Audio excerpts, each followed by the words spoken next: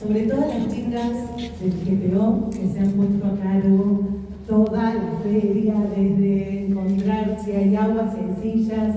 No podríamos hacerlo sin ustedes. Durante toda la feria se habló de la presencialidad, del encuentro, de la red, de que no estamos solos, y ellas son el vivo ejemplo de que esto es posible gracias a que somos un grupo, una red, y que nos vamos sosteniendo. Así que no quería dejar de agradecerles infinitamente. ¿Vos querés presentarla?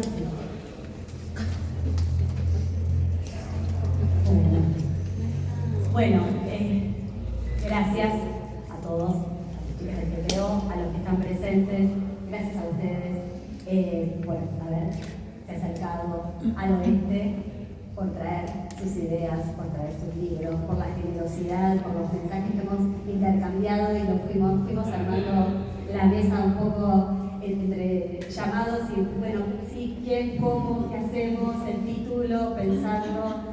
Nada, siempre muy generosas, muy amorosas en esta cuestión de, uno a veces cuando se comunica con autoras, uno las leyó y dice, ay, y llamamos y aparece del otro lado una persona de carne y hueso que te devuelve esta simpatía, esta ternura, la verdad que se agradece. Así que gracias a las tres, porque desde el llamado a Ana María, cuando hablábamos con la asistente y era hasta dónde sabía Ana María que venía o no, y yo digo, ay, ¿sabe Ana María? No, y pues se llamó y dice, ay, sí, Ana María está y va a hacer lo posible por estar, así que mil gracias por estar y sobre todo por eso, por la...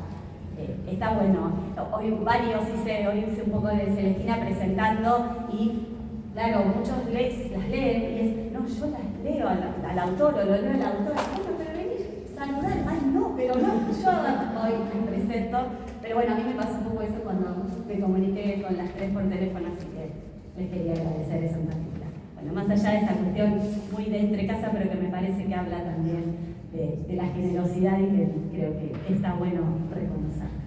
Las voy a presentar también desde lo formal, porque creo que no necesita presentación, pero sí está bueno que todos sepamos de quiénes están aquí. Bueno, vamos a empezar con Ana María Fernández. Es doctora en psicología, psicoanalista, ha sido profesora plenaria titular de la Universidad de Buenos Aires, actualmente profesora consulta, es profesora honoris causa por la Universidad Nacional de Mar del Plata y por la Universidad Nacional de Rosario. Es graduada ilustre de la Universidad Nacional de La Plata. Fundó la primera cátedra de estudios de género en Latinoamérica en 1987 en la UBA. En 1924 en México ha recibido importante reconocimiento de la Universidad Pedagógica Nacional, de la Universidad Autónoma Metropolitana y la prestigiosa Asociación Mexicana de Psicoterapia Analítica del Grupo.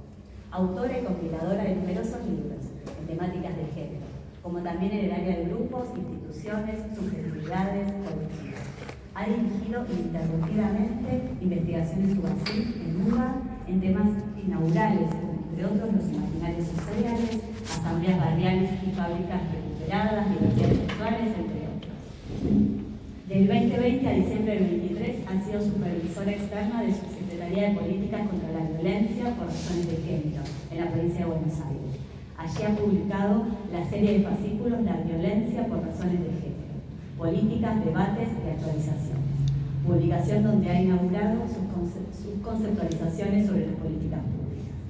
Ha recibido numerosas distinciones, entre ellas el premio ONU Mujer, el premio Mujeres Luchadoras de Latinoamérica, de la Organización Mujeres de la Matria Latinoamericana, el premio CONEX Palatino de 2016 en psicología. Platino, no Palatino, platino. A la personalidad más distinguida de la década de su temática. Fue designada graduada ilustre de la Universidad Nacional de La Plata en el 2018. Recibió frecuentes oportunidades el premio de producción científica en función de su excelencia por los programas de incentivos en la producción científica y el UFA, universidad en la que enseña en grado y posgrado desde el 84 hasta su jubilación y desde entonces como profesora consulta.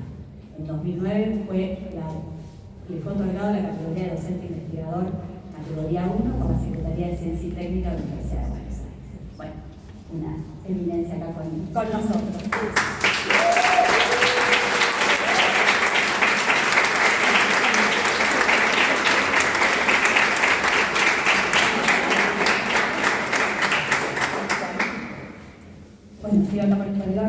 tengo acá Lila, está Lila Feldman, psicoanalista y escritora, se dedica a la clínica, docencia, a la supervisión en el ámbito público y privado. Ex miembro fundador de Giro, equipo de salud mental, en donde se desempeñó como coordinadora y admisor. Escribe asiduamente para el diario Página 12, ha publicado artículos y trabajos en revistas nacionales e internacionales. Autora del libro Sueño, Medida de todas las cosas, libro que obtuvo el primer premio en el sexto concurso de ensayo organizado por la revista Topía. Están acá los libros de las tres. Coautora junto con Ana Benesi y Mariana Wikinski del libro Trauma y Tiempo, el oficio de las analistas en 3 generaciones, el Lobo Casebra, y autora del libro de reciente publicación, Valores de carne y hueso, nuevas masculinidades, recién editado por Novedad. Desde el año 2020 coordina talleres de escritura, El coraje de narrar para trabajadores del campo de la salud mental. Integra la red federal de psicólogas y psicoanalistas contra los abusos y violencias machistas. Y Alejandra Loruso, psicoanalista y escritora, licenciada en Psicología de la UBA, magíster en Ciencias Sociales, especialista en Enseñanza en Tecnología a nivel superior, UBA, docente de la UBA en la carrera de grado, la cátedra de género y en el nivel de posgrado, y docente de universidades nacionales e internacionales. Coautora de los libros Género y Salud, Las políticas de acción, Niñez, Adolescencia y Género, Herramientas interdisciplinarias, políticas de salud y educación, Clínica con adolescentes y problemáticas contemporáneas, de Entre Ideas, Clínica con adolescentes, problemáticas contemporáneas, la segunda edición, está en prensa, Psicología feminista, de Editorial Topía, psicólogas de políticas de Eros, sexualidades y género en la escena analítica, de Letra Viva, y autora de múltiples artículos sobre sexualidad y especialidad. Bueno,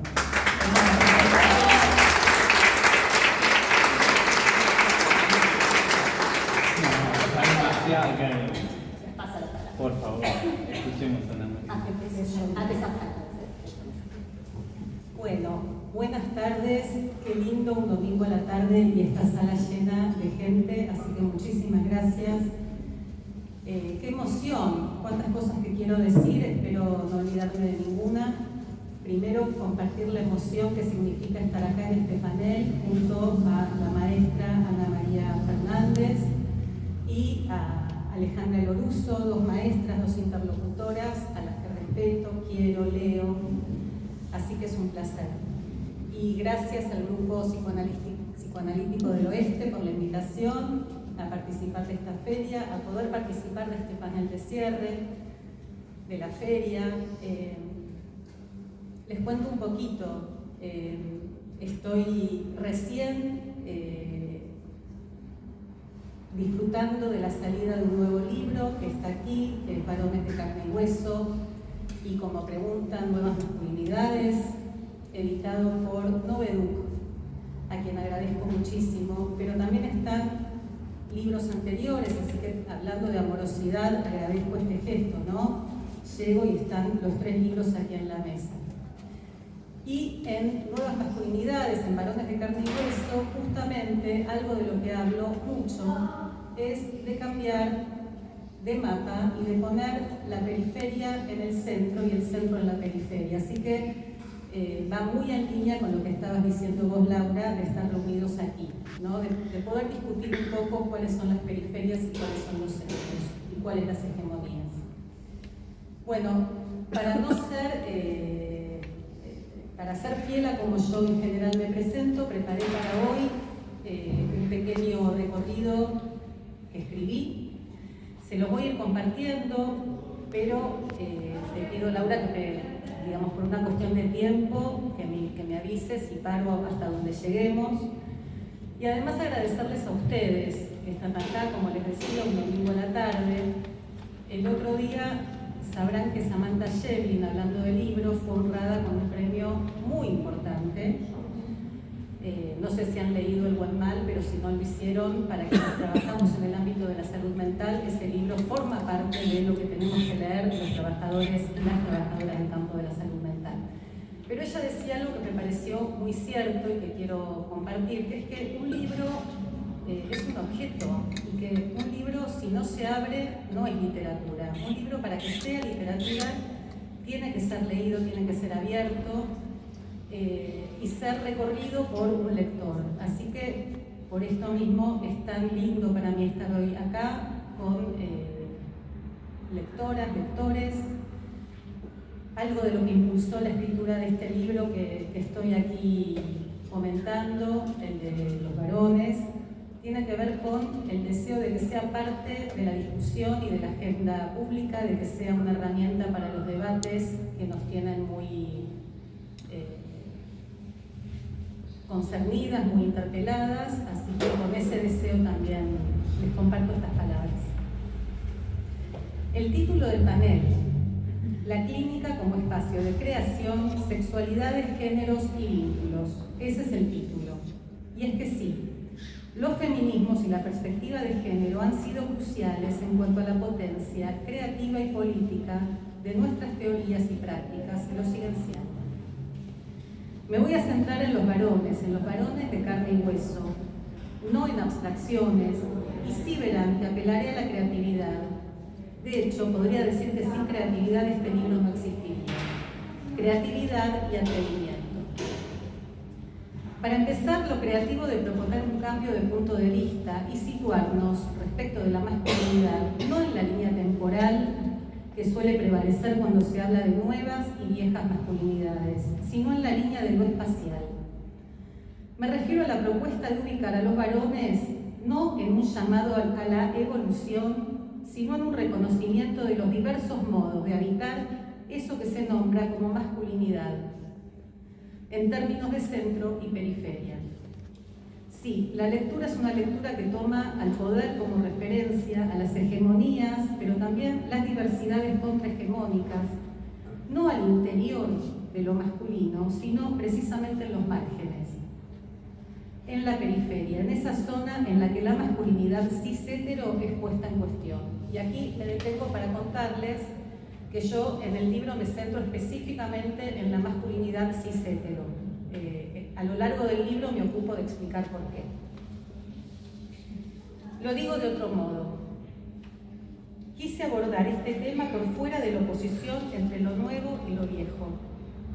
No se trata de decir que todo tiempo pasado fue mejor, tampoco se trata de imaginar una evolución lineal en que la masculinidad progrese.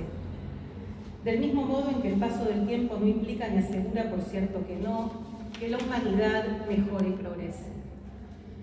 Y por último, tampoco es cierto que lo nuevo y lo viejo cuenten con fronteras y delimitaciones tan claras. Más bien observamos una coexistencia de aspectos muy diversos en cada singular subjetividad, con variadísimos niveles de predominancia. La masculinidad como género alberga versiones heterogéneas de lo que entendemos por ella. Elijo entonces hablar de centro y de periferia y no de viejas o nuevas masculinidades, o tradicionales o conservadoras o innovadoras, porque descreo de que lo nuevo o transformador nos aguarde en el futuro, un futuro al que se accedería por la vía del progreso. Nos habitan y convocan conflictos que han recorrido la historia humana entera. No son ni nuevos ni viejos. Tienen sí historia. Tal vez lo nuevo podría ser el modo en el que damos batalla y buscamos resolverlo. Cuán dispuestas y dispuestos estamos a pensar que el mundo puede funcionar con otras, muy otras coordenadas. La historia humana en su conjunto es la historia de las pugnas entre centros y periferias. Los feminismos fueron y son un movimiento y teoría política que recorre épocas y geografías, heterogéneo en el tiempo y en el espacio, que logró y seguirá logrando disputar el campo de lo posible y desnaturalizar lo que parecía dado e inconmovible. Si llegaran a existir algo así como nuevas masculinidades, es decir, formas novedosas de subjetivación para varones de carne y hueso, yo solo espero que no sean deshumanizantes, ni de ellos mismos ni de los demás. Que llegar a ser en este caso varones no tenga que ocurrir exterminando o sometiendo o humillando a nadie.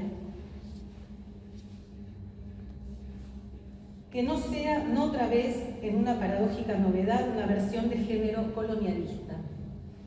Por mi parte, no creo que las viejas masculinidades dejen de existir ni que el patriarcado se vaya a caer por completo, aunque claro que nos gustaría, creo que lo humano, la historia humana será, mientras no nos extingamos, el trabajo de dar batalla entre modos de habitar conflictivos, una disputa entre centro y periferia que permita hacer de la periferia un vector a contracorriente de la crueldad.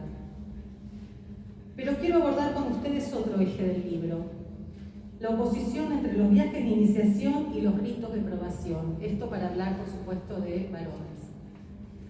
Simplemente lo menciono, los invito y las invito a leer el libro donde desarrollo todos estos puntos en profundidad.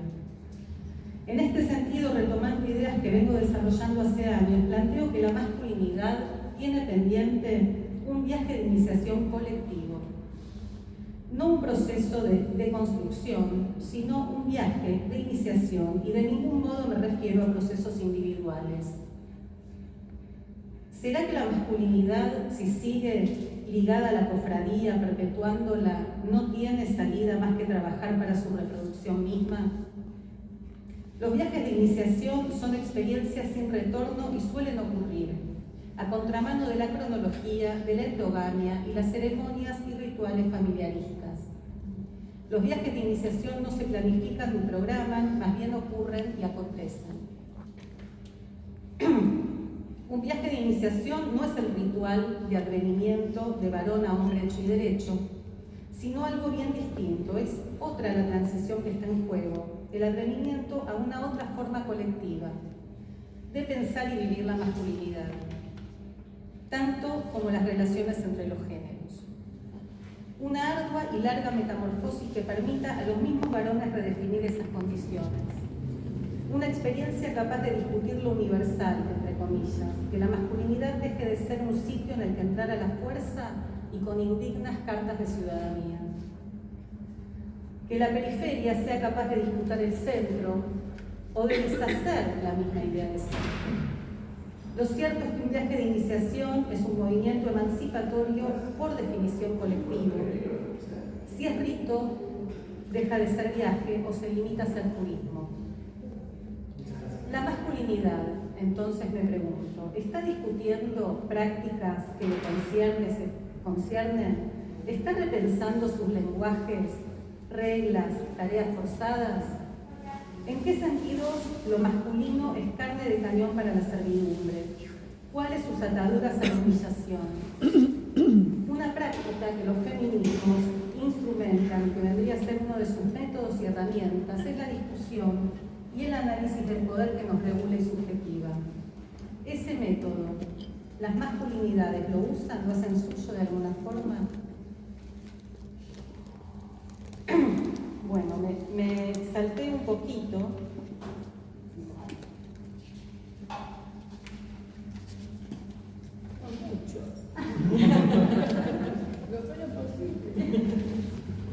Ahora bien, quiero contarles que este también es un libro fuertemente clínico. En varios de los capítulos trabajo a partir de los trayectos analíticos de algunos varones a los que acompañé y acompaño como analista.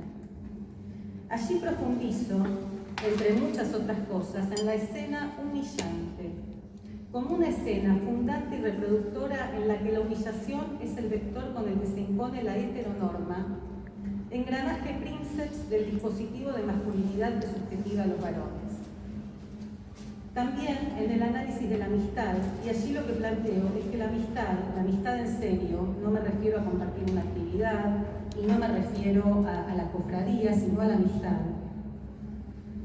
es una posible contraofensiva y diferencia radical de aquello que los varones en muchísimas ocasiones entienden por amistad, que es la camaradería peniana, tomando a Malena Pichot y ese término que acuñó y que espero que conozcan, y si no lo van a conocer en el libro. Me importan los varones de carne y hueso y sus padecimientos, las derivas de esa sensibilidad amputada o dañada. Bueno,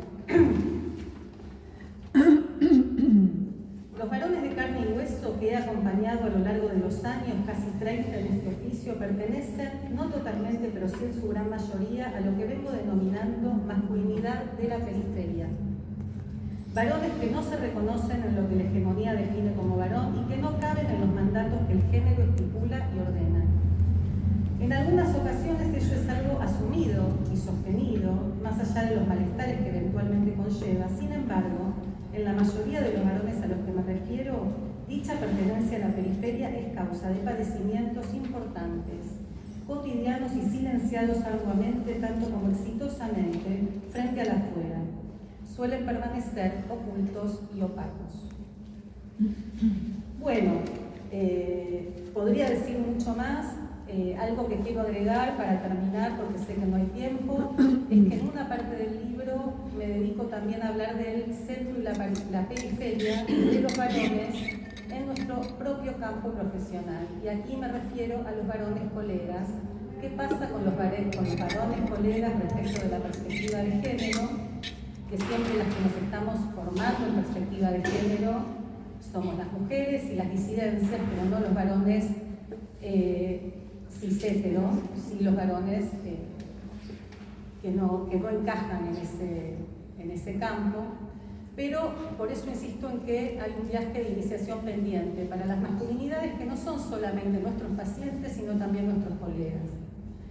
Respecto de la perspectiva de género, también quiero decir, para terminar, respecto de, por ejemplo, las violencias y abusos en el ámbito psi, donde también las que siempre alzamos la voz somos, acá veo muchas caritas de colegas que me hacen que sí, eso me alegra y me alienta, porque creo que de esto es muy importante que hablemos. Con Ana María lo hablamos todo el tiempo. Invitar a los varones colegas a romper los pactos de masculinidad que refuerzan los silencios y las complicidades. Ahora mismo en Rosario hay un ataque feroz contra colegas mujeres que se implican en el trabajo con niños y niñas víctimas de abuso sexual. Así que bueno, con esto cierro. El libro recorre un montón de temas, les invito a leerlo. Espero haber podido transmitir algo que los convoque a eso. Muchas gracias.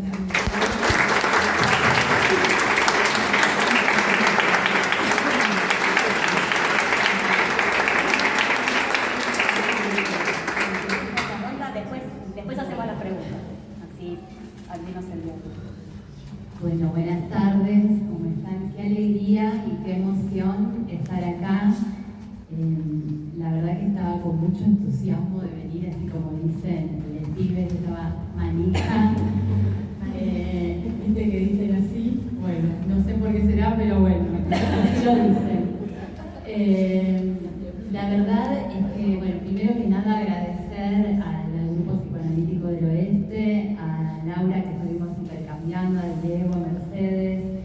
Muchas gracias por la invitación y a la invitación en este panel, que es un lujo. Entonces pensé que les podía compartir, más allá de proponerles, invitarles la lectura del libro Políticas de Eros, Sexualidades y Géneros en la Escena Analítica, que escribimos en coautoría con Graciela Rey, una querida colega y amiga además de la vida, que no pudo estar hoy por motivos personales, pero que envía sus saludos y celebra tan entusiasta como yo estas movidas. Así que bueno, tenía un compromiso personal y bueno, se lo pierde. También no tenemos que repartir también un poco las actividades. Así que bueno, pensaba en compartirles un poco de algunas reflexiones y también de mi experiencia. En principio, el gusto que para mí compartir con Ana el panel impensado en mi vida, normal que compartimos muchas actividades académicas, pero bueno, yo entré a la Facultad de Psicología de la Universidad de Buenos Aires con 18 años, tengo 54, no me fui más, creo que es el vínculo más largo que he tenido en mi vida. Y siendo estudiante me encontré con La Mujer de la Ilusión, que me marcó para toda mi vida, y quiero decírtelo, Ana, yo conocía del feminismo, tocaba muy de oído, pero bueno, ahí me encontré con una lectura que me conmovió, y bueno, después toda tu obra, soy una lectora apasionada y ferviente de la obra de Ana.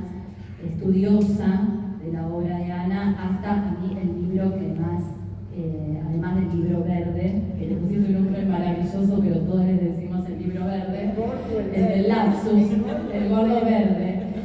Para mí el libro que quiero recomendar hoy acá es el libro Gnósticas Colectivas, que es el libro de la tesis de doctorado de Ana, que para mí es de una contundencia total, y bueno, yo que estoy mucho en dirección de tesis y siempre lo recomiendo como metodología, no solo de investigación académica, sino de los temas que investigamos como psicoanalistas y gente que nos interesamos por lo social.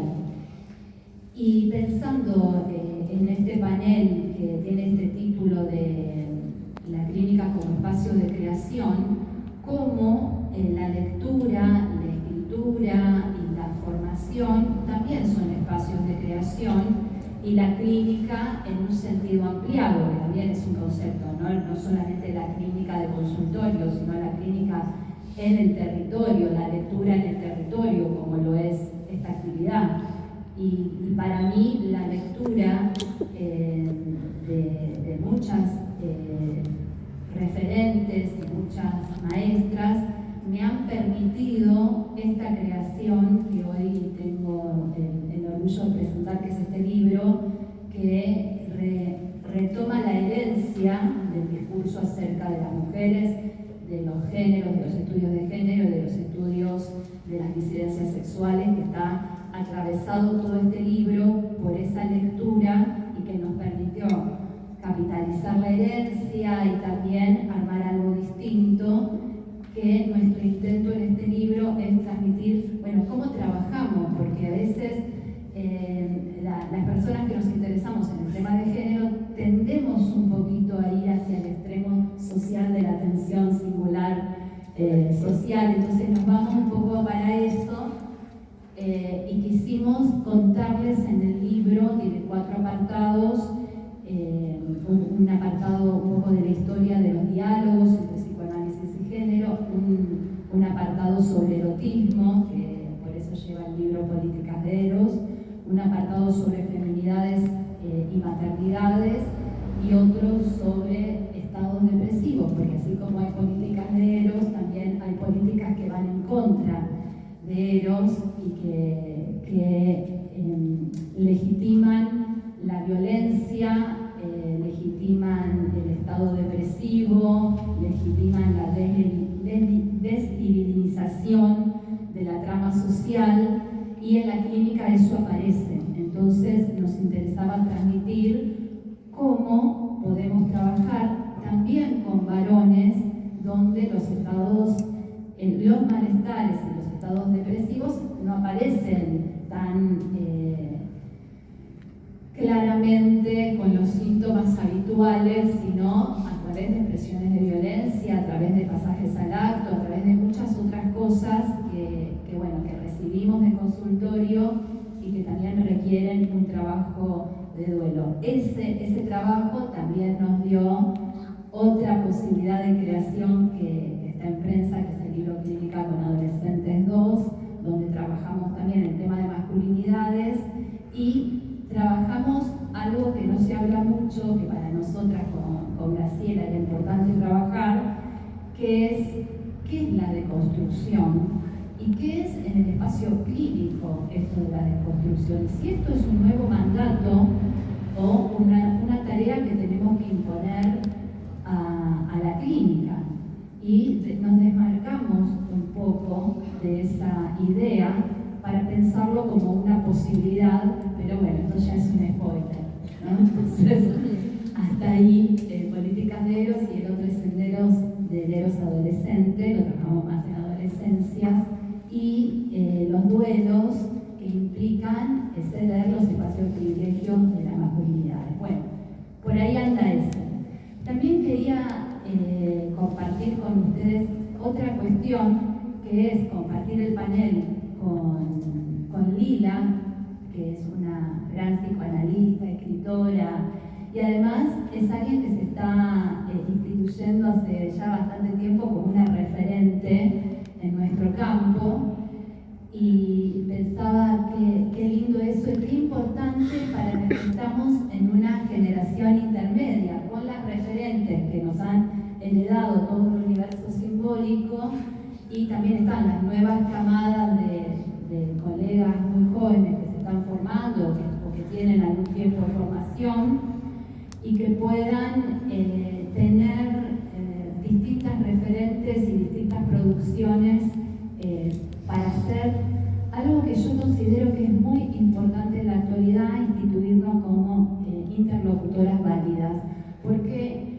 también el psicoanálisis y el psicoanálisis con perspectiva de género creo que es un psicoanálisis que nos ayuda a entender la realidad, nos ayuda a entender las subjetividades de nuestra época, nos da muchas herramientas para intervenir desacartonadamente, como hablábamos antes del panel, jugar más con la creatividad, con crear, pero además el psicoanálisis y la perspectiva de género, especialmente en nuestro país y en Buenos Aires, no es solamente una herramienta de trabajo o de interpretación, es una herramienta de producción de subjetividad.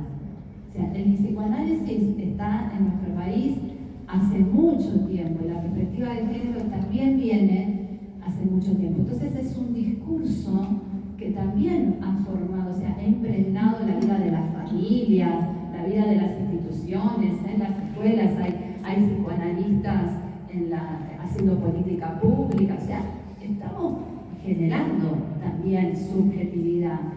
Y ahí creo que es importante para las que tenemos la posibilidad de tomar la palabra y de vez en cuando que nos dé bolilla, decir lo que pensamos y bancarnos cierta puja que hay en los medios de comunicación y bueno, las que también tenemos la posibilidad de habitar en las redes y que nos sigan o que nos escuchen, poder ofrecer alternativas. Políticas de Eros también es poder ofrecer una alternativa de trabajo, una propuesta simbólica distinta, poder sostener la legitimidad de esa propuesta, poder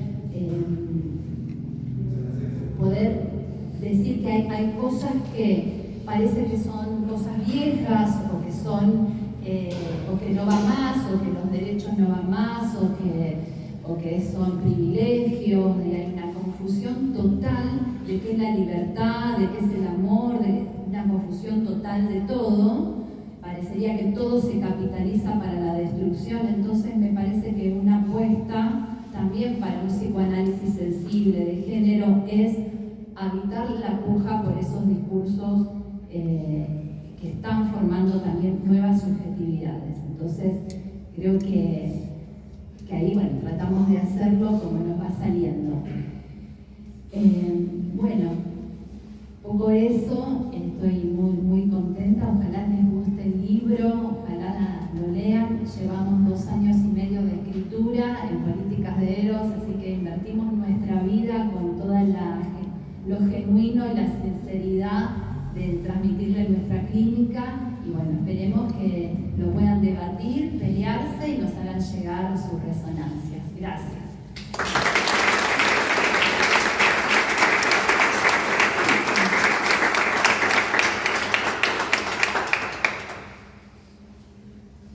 Bueno, yo venía a dar una pasadita por el oeste y ahora estoy tan emocionada que no sé cómo voy a hacer para hablar. Así que este lado ya las personas no lo conocen tanto. Vamos a disimular lo más posible. No porque haya que esconder los sentimientos, sino porque yo creo que lo que más puedo dar son mis ideas a la discusión, ¿no? Bueno, contentísima de estar con Lula y con Alejandra. Yo la recuerdo a Alejandra cuando entró a la cátedra de género, muy convencida, muy tímida.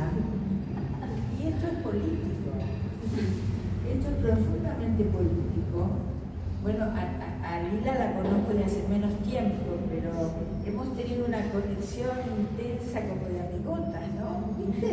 No sé por qué se da, pero yo estoy encantada con eso. Para mí es magia. Ah, bueno, debo decir que hemos acelerado de mi parte el afecto y el respeto que tengo a tu madre, Ana Brescia, a la que conozco hace muchos años, pero que no sabía que su reproducción iba a ser tan ambiciosa en el mundo intelectual. Así que es un gusto estar acá. Vengo bastante, tanto a la universidad como al colegio de psicólogos, y cada vez que me invitan, en realidad, hago todo lo posible por estar, porque son espacios que uno garantiza que lo va a pasar bien pensando, ¿no? Y que hay un feedback interesante. Este espacio, el espacio que abren los colegios de psicólogos, ¿no? En general, pero este en particular, hay como un ida y vuelta muy franco, muy grato, porque a veces yo agradezco muchísimo que expresen admiración, pero siempre me preocupa, porque, y si uno se lo cree, no es político, si uno se lo cree, va a disminuir su producción, va a disminuir su creatividad.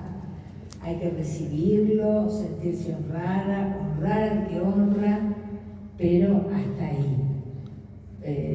Hay algo que, si uno se despega del intercambio de igual a igual, va a perder inteligencia. Estoy cansada de verlo eso. Bueno, nada ocurre con estas muchachas desde ya. Me parece... las dos han tomado temas muy interesantes.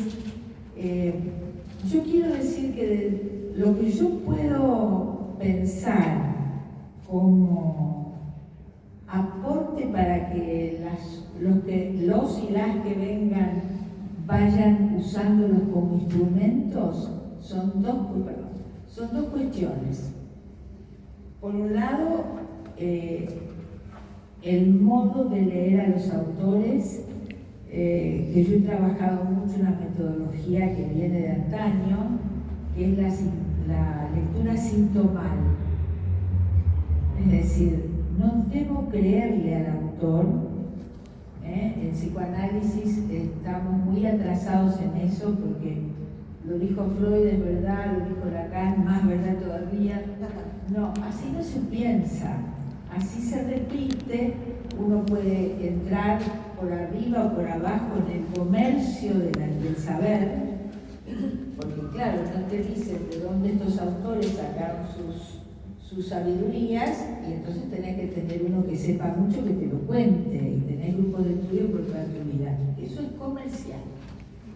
Y no estaría mal, porque uno debe vivir en intercambios comerciales. Por supuesto, porque vivimos en el capitalismo, no en una sociedad de beneficencia. El problema es cuando te quieren hacer creer que eso es epistemología, no comercio.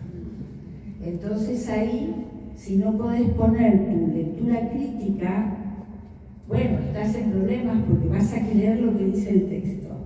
Y ya tu ser hace muchos años, bueno, yo tengo muchos años encima, calculen que empecé a leer en los 60 estos temas, así que más vale que haya aprendido algo, pero Althusser se había puesto muy en el candelero en los 60 por una coyuntura muy particular, que era el marxismo iba perdiendo envión, faltaba todavía para la perestroika y todo eso, pero ya se iban sabiendo los problemas que tenían esos marxismos implementados en sociedades, todo detrás de la cortina. Bueno, había un debate de los intelectuales europeos acerca de si disimular los horrores o denunciarlos. Foucault le costó pelear años por su ingreso a la Sorbonne, y solo lo logró porque Canguilhem lo ayudó, porque el hombre no quería afiliarse al Partido Comunista, entonces era muy difícil entrar en la academia. Así era un partido poderoso, acá ha sido un partido minoritario, pero de todos modos, la lectura sintomal es aquello que así le puso nombre Althusser para leer a Marx. Y entonces no se trataba de leer y repetir como los manuales que circulaban en el mundo socialista, sino se trataba de pensar y de un modo muy ordenado metodológicamente, ¿no? Entonces, él decía, un texto no solo habla por lo que dice, también por lo que calla, también por lo que oculta. Y para mí, claro, yo llegué a Freud en la facultad cuando ya había tenido pequeñas incursiones adolescentes en la política de izquierda, así que ya sabía el debate sobre la dogmatización del marxismo o no, bueno. Y entonces lo tuve muy a mano para empezar a pensar cómo leer. Althusser tiene un libro famoso, metodológico, que se llama Publicar el Capital, para leer el Capital. Y yo pensé que también podríamos leer así a Freud y sobre todo Lacan, que ya venía. Y la lectura sintomal es partir de que un texto habla no solo por lo que dice, sino también por lo que calla. Es que mi lectura de los textos psicoanalíticos en relación a género estuvo orientada ahí, y además con algunas perlitas de la historia del psicoanálisis, como que en los años 20 sabrán que Freud dijo públicamente, escribió, que él había ocultado en las pacientes que habían padecido abusos sexuales, había ocultado que el abusador era el padre, el abuelo, es decir, los varones cercanos. Bueno, por las razones sabrá él, pero lo cierto es que cuando lo dice, ya estaba instalada la teoría de la seducción, por lo tanto, siempre fueron pensadas como histéricas y que eso era una producción de la fantasía. Era la fantasía edípica de la niña en su deseo edípico del padre. Por lo tanto, sin duda, en muchos casos era así, pero hasta el día de hoy, pues, ¿qué hacemos si le creemos a la histérica? ¿No? Entonces, creer o no creer, problema religioso, se transformó en una cosa cerrada, porque no sabíamos cómo resolverlo.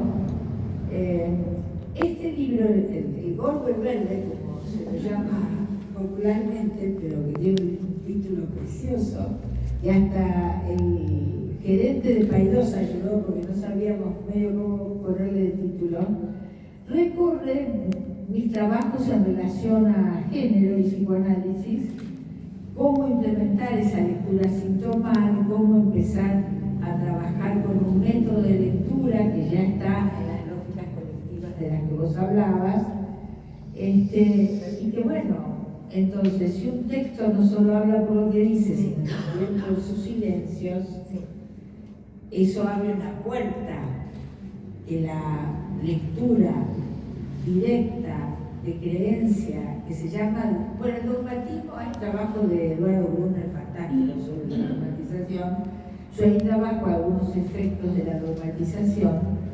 Ese libro trata justamente de, desde mis primeros artículos, en el 79 es el primero, y con un grupo de mujeres que lideraba Gloria Bonder Espléndido, que al poquito tiempo arma la primera institución PSI, que iba a interrogar los textos sagrados, porque imagínense, eran re sagrados los textos, tanto más que los textos marxistas para los marxistas, no disminuía el asunto.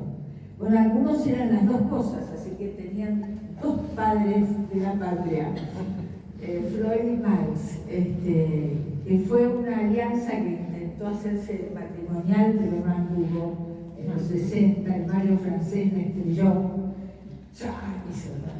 ya no se podía juntar con un imán eso. Bueno, yo soy contemporánea de todo eso. A los 14 me escapé de mi casa para ir a amar marcha. La primera que fue era en una lucha que se perdió, como todas las luchas buenas, que era sobre el iPad libre. Ahí perdimos la idea de universidad estatal, todo eso, y empezaron a multiplicarse las escuelas privadas, las universidades privadas. ¿Cuántos años tendré? Que cuando yo era chica, a los colegios religiosos iban los chicos que repetían el estatal.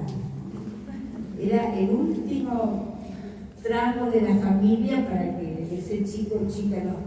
Era la escuela estatal vía Sarmiento, era un lugar de muy buena producción educativa. Bueno, después pasaron muchas cosas, ¿no? Pero a lo que voy es que esa lectura sintomal permitía ver dónde estaban esos silencios denunciados. ¿Por qué lógica, no?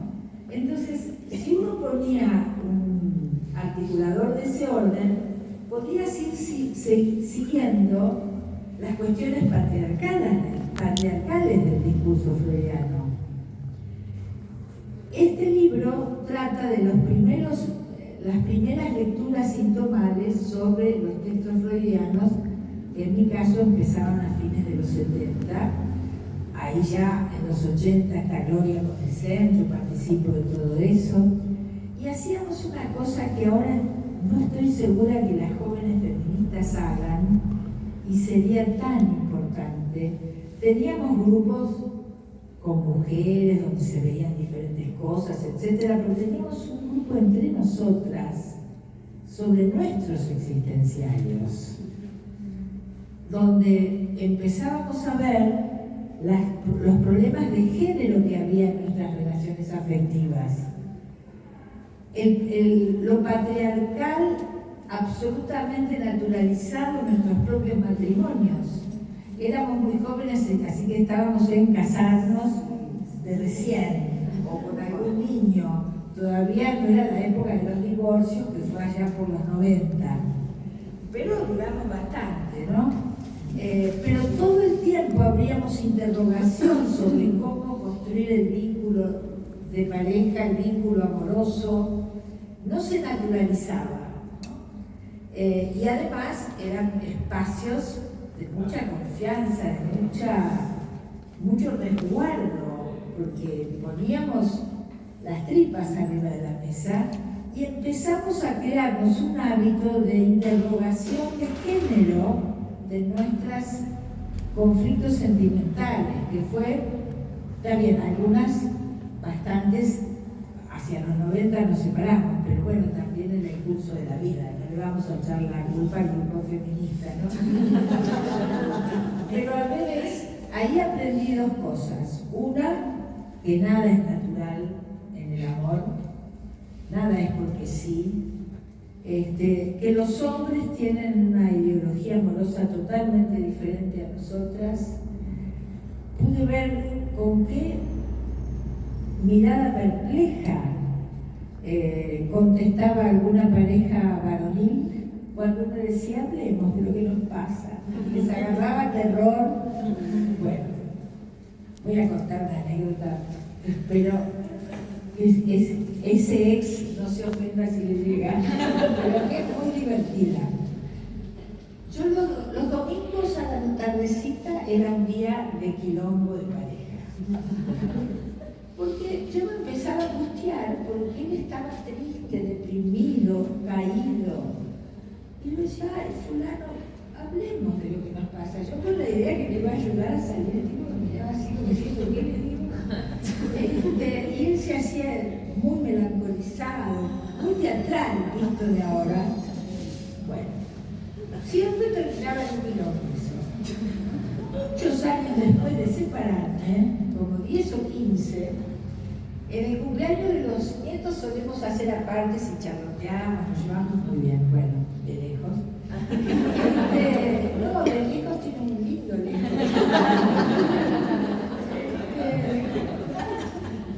Todo lo que digo es político, no crean que estoy en el confesionario, con toda intención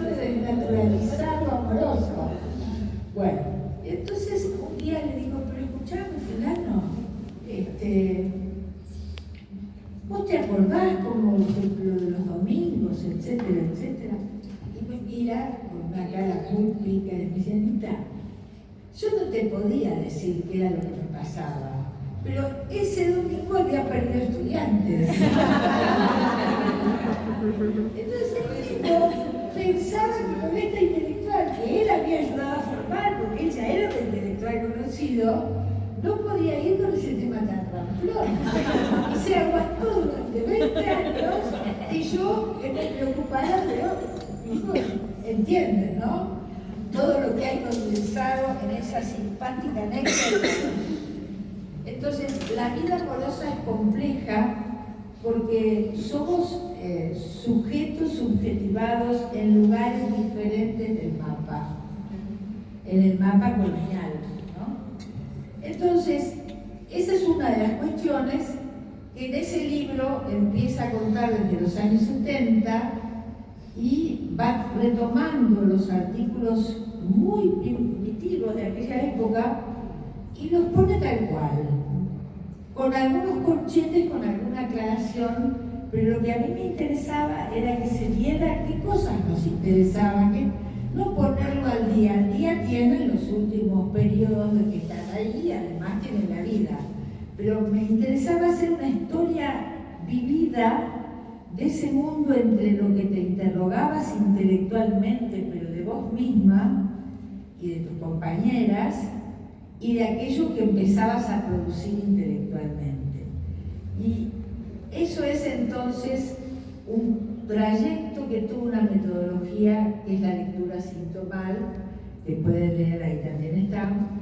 Y la otra cuestión de invención clínica que puedo traerles, ligada a lo anterior y de la lectura no religiosa, etcétera, etcétera, es un tipo de trabajo de lo que antes se llamaría supervisión, pero que yo llamo clínica de la clínica. Ahí se trabajan situaciones clínicas en grupo y se debaten una vez, cada vez, alguna situación, no un caso clínico que es toda la historia, ¿no? Una situación clínica que te haya trabado. Y anda muy bien y bueno, hay gente que le cuesta participar porque supone que le van a decir lo que tiene que hacer, ¿no? Bueno, hay gente que aguanta eso y empieza a ver cómo eso arma máquina. Armar máquina es una idea deleuziana, que es cuando en un colectivo algo de la energía se comparte y avanza. Y en esa clínica de la clínica también hay un modo destituido de la lectura religiosa, porque indisolublemente ligada a la lectura religiosa de los libros, de los textos, de los autores, de los fundadores, porque hay que garantizar que la gente haga grupos de estudio de esos autores. Por eso decía lo empresarial, ¿no? Junto a eso, ustedes van a tener que en la clínica de la clínica también hay una interrogación, ya básicamente clínica, pero en una clínica llamaríamos ampliada, en el sentido de que nos lleva a lo político-social, a lo histórico, a las relaciones de dominación. Y allí no es fácil. Hay gente que necesitaría más que el viejo tema de la supervisión, ¿no? Que vos vas, le llevas el caso, el supervisor o la supervisora te dice lo que piensa, muchas gracias, buenas tardes, pagás y te vas. Entonces, el debatir en un entre nos una situación clínica con todas sus ramificaciones, bueno, habrá gente que prefiere la lectura más orgánica en el sentido que dicen por dónde tengo que interpretar y ya está. Pero esa gente está en ese proceso no es que lo va a hacer un mal analista o una mala analista, sino que bueno, es otro modo de pensar, también es otro modo de pensar el sufrimiento de los que están del otro lado, ¿no? Así que, como invenciones diría esas dos, y también tengo cierto. Quiero decirles que comparto la preocupación aquí expresada por esos lugares como analistas fuera de lugar, en las situaciones de transgresión no solo a la abstinencia, de transgresión a lo más básico. Yo siempre digo un poco en serio, un poco en chiste, como todo, que lo que más me molesta no es que tengan, que se levanten, como dirían los pibes, a una paciente, a una supervisante. Lo que más me irrita es que cobren esa sesión. Porque ya no creen nada, ¿no? Bueno, el trabajo ese hay que apoyarlo, yo apoyo todo lo que puedo. Es un trabajo arduo, muchas pocas personas damnificadas se animan a denunciar, hay mucho miedo, y esta es una época de un capitalismo brutal, de un capitalismo colonialista y patriarcal, ¿no? Ya sabemos qué quiere decir cada una de esas palabras, que va terminando, con esto cierro, va terminando en los países llamados occidentales con las democracias representativas, que también no eran una maravilla, ¿no? Porque eso de que todos iguales ante la ley ya no se puede creer más, no lo creen ni los chicos. Entonces cae el afán por avanzar en lo democrático y aparecen estos capitalismos salvajes. Bueno, y Estados Unidos está decidido a crear distintos focos de guerra por todo el mundo. Creo que en América Latina vamos a tener un foco bélico en poco tiempo en la zona de América Central. He visto con mis propios ojos algunas cosas que me alarmaron mucho, de gente armada para vender agua en la cola de los migrantes, ¿no? Quien puede ver eso entiende para dónde va. Así que estas son épocas que van a necesitar mucho pensamiento, porque vamos a tener cuestiones de la subjetividad en la escucha que no habíamos imaginado. Y tendremos las clásicas también. Así que bueno, muchas gracias por haberme invitado, muchas gracias por juntarnos a pensar esto que llamaron en ese libro los lapsos fundacionales del psicoanálisis, y también esta magnífica entrega de nuevas autoras que ya no tienen que pensar lo básico, ya parten de Eros, ¿no? Y masculinidad, ¿de qué masculinidad me hablan, no? O de construcción, ¿qué quieren deconstruir? Estas chicas son muy afiladas, ¿eh? Así que hay que leerlas con los ojos bien abiertos. Bueno, muchas gracias.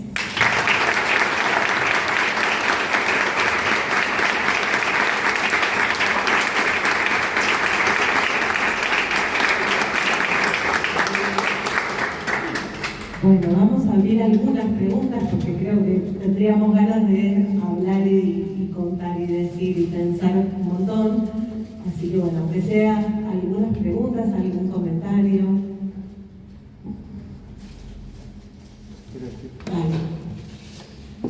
Yo antes de las preguntas quiero agradecer a las tres. Realmente la fama las precede y realmente es un lujo, Ana María, tenerte. Estos aportes que vos das, yo siempre hablo y digo que qué importante es antes de leer a un autor conocer, saber de su recorrido, saber desde qué lugar me habla, pero esto de la lectura, de lo que vos planteás, de todo lo que el texto no dice, digamos, es un nivel superior todavía a eso, que yo te lo agradezco particularmente, que creo que nos abre a todos el poder leer los textos de otra manera y también seguir cuestionando a los autores, más allá de quién es el autor, bueno, justamente de quién es, qué es lo que no dice en el texto. Me encantó, yo te lo agradezco muchísimo. Así que bueno, no sé si quieren compartir algo. ¿Puedo decir algo? Si llega el micrófono, Sí, para espera. Bueno, agradecerles la mesa, las admiro mucho y que estén acá en el oeste, que es nuestra zona.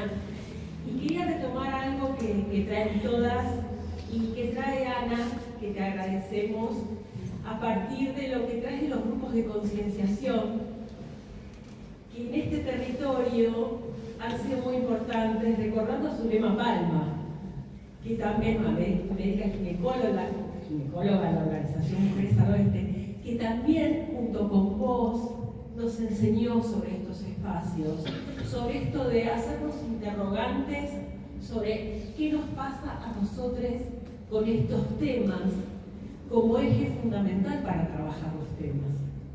Y seguimos armando la clínica de la clínica, educación sexual para personas que no tuvieron educación sexual y muchas otras, gracias a ustedes. Así que, y también recordando a Zulema que se fue hace no tanto, me parecía que correspondía hacerlo. Muchas gracias.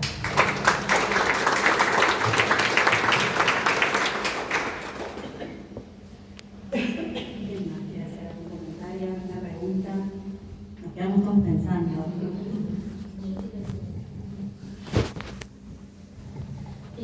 Bueno, reflexionando, yo las sigo a las tres por Instagram. Reflexionando un poco en mi propia terapia, a veces me doy cuenta que uno también tiene muchas cosas del patriarcado, ¿no? Y el sesgo de género que uno a veces acarrea, ¿no? En la misma facultad muchas veces vemos que entre cátedras siempre se recomienda a la que está decidida por un hombre, ¿no? Y qué raro que la que nunca se elige siempre es una mujer, ¿no? La que está al frente, ¿no? Parece que las mujeres a veces, no sé, somos exploradoras, no sé, como que siempre estamos, no sé, intentando descubrir algo y no se le reconoce, ¿no? El conocimiento que tienen las mujeres hoy en día. Y bueno, nada, eso, el camino de la deconstrucción, de pensarnos como mujeres desde ese lado del conocimiento, de que una vez se abre Instagram y las mujeres estamos siempre, parece que, no sé, lo primero que ves es una mujer que se está pesando, no sé, que se está maquillando, pensarnos desde el lado de que somos profesionales y nada, dejar ese modelo de mujer típica que nada, que esconde eso, ¿viste? Como que el mundo es para los hombres y parece que las mujeres no tenemos la oportunidad del conocimiento, de mostrarnos. Bueno, eso nada más.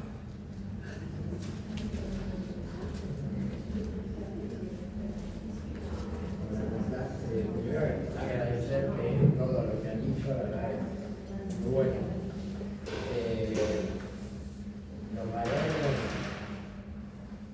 de la diversidad, también padecemos el habernos constituido a través del machismo, a través de todo eso, y también lo padecemos en nuestras prácticas parejas, y tenemos que cuestionarnos y desarmarnos. Tomo un poco lo que dijo el último acá, que creo que esta cuestión de besarte con una paciente, todo eso, bueno, en mi consultorio vienen muchos varones gays, diciendo que han pasado situaciones así con otros varones gays analistas, y es terrible esa práctica, es muy violentante. A mí me sucedió, naciente me sucedió, voy a decir muy joven, pero muy joven, me sucedió y fue pero yo sabía que me había pensado toda mi terapia, tocaba un poco ese tema, de cómo me vulnerabilizó eso, ¿no? La desconfianza. Que a veces, por ser nosotros ser gays, todos marican, como nos quieramos decir nosotros, no los otros, nos deja en una vulnerabilidad, diciendo como el ejemplo, si a mí me violan, voy a una comisaría de violación y se me piden. Y eso es lo que padecemos las diversidades a veces. Y a veces estamos totalmente vulnerabilizados, pero también atravesados por el machismo, también constituidos por la socialización machista, que tenemos que ir desarmándola, y a veces no tenemos lugar donde interrogarnos sobre eso. Y es el lugar que nos está faltando, el lugar donde interrogarnos sobre eso y poder desarrollarlo. Gracias. No, gracias a vos. Un poco respondo porque me siento muy convocada por lo que estás planteando. ¿Se escucha? Eso forma parte de lo que yo intento plantear y trabajo cuando hablo de la periferia, de todos los sufrimientos, violencias silencios que forman parte de la periferia de la masculinidad. Así que estoy segura que vamos a seguir conversando a través del libro. Pero mucho de lo que fuiste señalando me resuena con cosas que trabajo ahí y te agradezco que lo digas. Quería agregar algo también, que el tema me parece que nos atraviesa a todos y nos atraviesa a todas las psicólogas y psicólogos que también hemos estado en espacios donde no solamente con los pacientes o cuando recibimos gente que ha sido víctima de violencia, sino que también lo hemos padecido, violencias de diferentes órdenes, en general simbólica. Y nosotros trabajamos con Graciela un apartado en el libro que se llama ahí Cuando la simetría no se analiza, y de poder pensar cómo es la formación nuestra cuando la transferencia y el dispositivo y todos los dispositivos de abordaje del padecimiento tienen que ver con la simetría, nacen de una simetría, y cuando eso no se analiza y cómo lo podemos pensar, cuáles son las vías del análisis de la simetría en los dispositivos. Y no estamos formadas para identificar esa dimensión. El estructuralismo, determinadas versiones han dejado esa dimensión de lado. Entonces, bueno, nosotros quisimos también trabajarlo como un tema, y lo venimos también trabajando. Yo lo vengo trabajando en grupos de reflexión con colegas de las violencias padecidas dentro del dispositivo psicoanalítico, los propios colegas que están en los espacios de formación, y también las violencias simbólicas que no estamos exentos de ejercer, y cómo poder ampliar el umbral de escucha todo el tiempo para no caer, porque si no hay violencias que son extremas, pero también hay un trabajo de revisión propia, de ampliar ese lugar de escucha, porque tiene que ver con el acceso a la alteridad y a la dimensión política con la alteridad. Entonces, bueno, me parece que es un tema que daría para un seminario. Pero agrego, sí, yo lo enfoco eso también en los grupos de clínica de la clínica cuando cuadra, pero me parece acá hay una distinción conceptual que debería ser. Sin duda, ahí hay una implicación de aspectos transferenciales, contratransferenciales, como quieran llamar, transferencia recíproca. Pero eso es el juego fantasmal entre la subjetividad del analizante de situación y su analista. Y eso hay que trabajarlo muy bien. Pero al mismo tiempo, hay cuestiones que yo no las pondría en el juego fantasmal, porque son hiperreales, como un abuso. Entonces, ahí me parece que necesitamos pensar en otro término. Las transferencias sí, pero yo a eso le sumo el trabajo de los profesionales en acción, sería en términos del análisis de su implicación, ¿no? Donde entonces podés no psicologizar lo social político, suponiendo que todo es juego fantasmal, pero al mismo tiempo no eliminar el juego fantasmal, porque es fundante de todo lo que ustedes quieran, pero sí el análisis político, social, económico. Hay distintas cuestiones, y sobre todo, no solo en las analistas, sino también en los equipos de investigación. El análisis de la implicación es enorme frente a cada palabra en una entrevista que contesta una entrevistada. Se juega todo cruzado. Y es importante saber cuándo, sobre todo, he hablado de más, porque algo tocó una cuestión que me sacaba de ese silencio atento para dar lugar a que se explaye el entrevistado o la entrevistada. Así que articulación de los juegos transferenciales más o junto a análisis de la explicación es lo metodológico que a mí me está sirviendo para estas cuestiones. Bueno, vamos a